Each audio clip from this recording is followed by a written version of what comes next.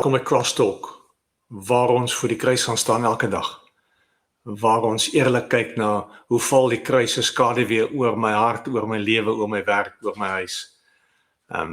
Want niks is belangriker as dit nie.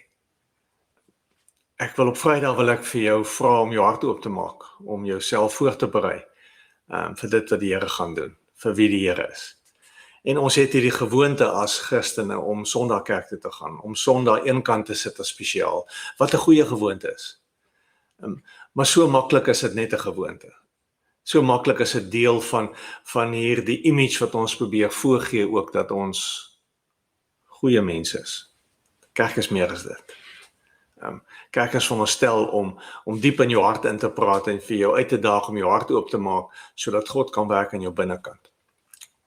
Ek lees 'n ruk terug iets wat iemand oor gebed skryf, en hy sê, gebed gaan eintlik maar daaroor, dat 'n ou vir die Here sê, Lord, may it be the real me that shows up.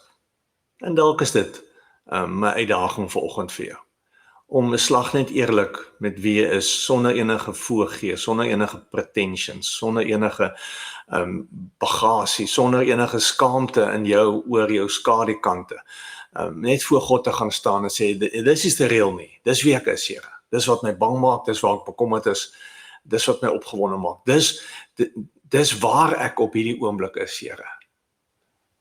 Kom ons word eg voor die Here, want niks is belangriker as dit nie.